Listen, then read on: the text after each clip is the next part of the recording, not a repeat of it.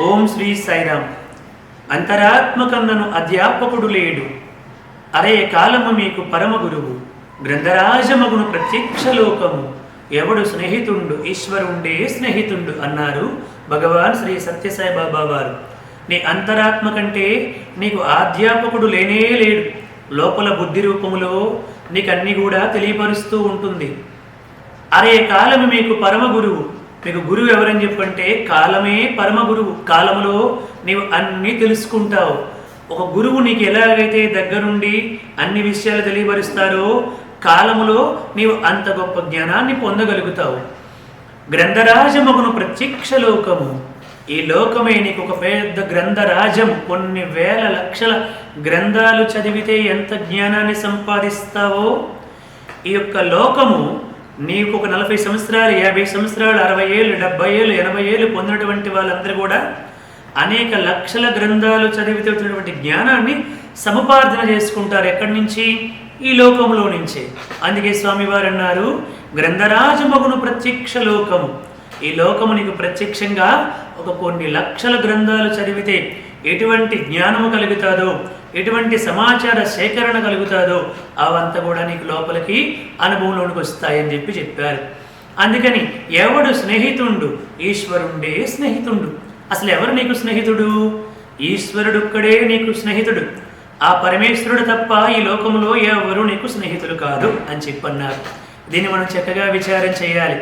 ఈ లోకంలో ఉండే స్నేహితులందరూ కూడా నీవు ఆర్థికంగా బాగుంటే, ఆరోగ్యపరంగా బాగుంటే, మానసికంగా బాగుంటే, ఆధ్యాత్మికంగా బాగుంటే అప్పుడు అందరూ నీతో ఉంటారు. అలా కాకుండా కాలం కలిసి రాక నీ యొక్క పూర్వజన్మ కర్మల ఫలాల వల్ల, కొన్ని గ్రహపాట్లు, కొన్ని ఈ జన్మలో చేసినటువంటి పొరపాట్ల వల్ల నీవు కనుక ఆర్థికంగా సమస్యల్లో చిక్కుకున్నావా, ఒక్క స్నేహితుడు కూడా నీ వెనకాతల ఉండడు. అలాగే నీకు ఏదైనా అనారోగ్యాలు కనుక వచ్చాయనుకోండి, ఒకసారి 2 సార్లు హాస్పిటల్కి వస్తారు, పరామర్శ చేస్తారు, బాగున్నావా ఎలా ఉన్నావంటారు. ఆ తర్వాత క్రమేపీ నీకు దూరంగా వెళ్ళిపోతారు. మరలా ఎక్కువగా నీకు కలవడానికి ఇష్టపడరు. అలాగే నీకు మానసికంగా వాళ్ళకు అనుకూలంగా నువ్వు మాట్లాడితే నీతో అందరూ కూడా ఉంటారు. వారికి అనుకూలంగా కాకుండా నీ కష్టాలు, నీ నష్టాలు, నీ వ్యక్తిగత విషయాలు చెప్పాలనుకుంటే నీ మానసిక స్థితి వారికి నచ్చక నీకు దూరంగా వెళ్ళిపోతారు. కాబట్టి అందుకోసం ఇటువంటి స్నేహితులు ఎవరు కూడా నీకు పర్మనెంట్ స్నేహితులు కాదు. కేవలము ఈశ్వరుడే నీకు స్నేహితుడు. ఎవరు స్నేహితుడు? ఈశ్వరుండే స్నేహితుడు అన్నారు భగవాన్ శ్రీ సత్యసాయి బాబా వారు. స్వామివారు ఒకసారి కుల్వంత్ హాల్లో ఒక అబ్బాయిని పిలిచారు. ఆ అబ్బాయి చిన్న పిల్లవాడు, 2nd స్టాండర్డ్ చదువుతున్నటువంటి అబ్బాయిని పిలిచారు. ఆ అబ్బాయి ఢిల్లీ నుంచి వచ్చాడు, స్వామివారి ప్రైమరీ స్కూల్లో చదువుకుంటున్నాడు. స్వామి పిలిచి ఆ అబ్బాయి వెళ్ళాడు, స్వామికి నమస్కారం చేశాడు. How many brothers you have అన్నారు స్వామి. ఆ అబ్బాయి స్వామివారికి నమస్కారం చేసి, స్వామి ఐ హ్యావ్ 2 బ్రదర్స్ అని చెప్పి అన్నారు. అప్పుడు స్వామి అన్నారు, రాంగ్ ఆన్సర్ అన్నారు. నో స్వామి, ఐ హ్యావ్ 2 బ్రదర్స్ అని ఆ అబ్బాయి వివరణ చెప్పడానికి ప్రయత్నించాడు.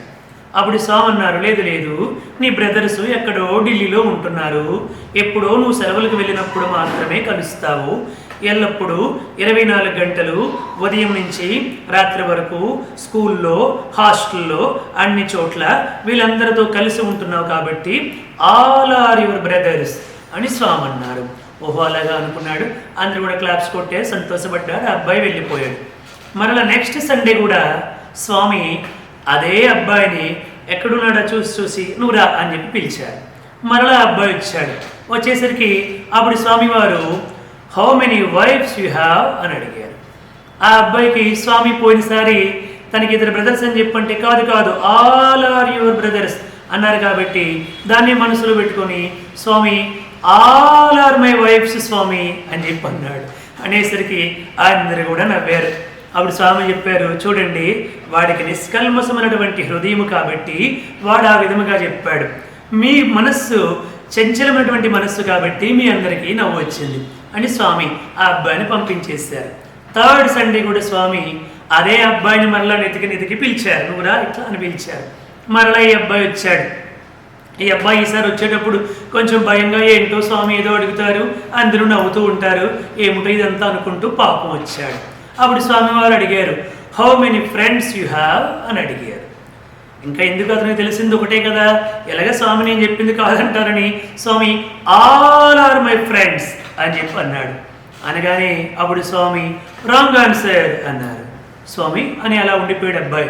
అప్పుడు స్వామి ఆ అబ్బాయిని అడ్డం పెట్టుకొని, శ్రీకృష్ణ పరమాత్ముడు అర్జునుడిని అడ్డంగా పెట్టుకొని భగవద్గీతని ఈ లోకానికి ఎలాగైతే తెలియపరిచారో ఆ విధముగా ఆ అబ్బాయిని అడ్డంగా పెట్టుకొని సత్యసాయి పరమాత్ముడు చెప్పారు, లేదు లేదు, వీళ్ళెవరు కూడా, ఈ స్నేహితులు ఎవరు కూడా నీకు పర్మనెంట్ ఫ్రెండ్స్ కాదు.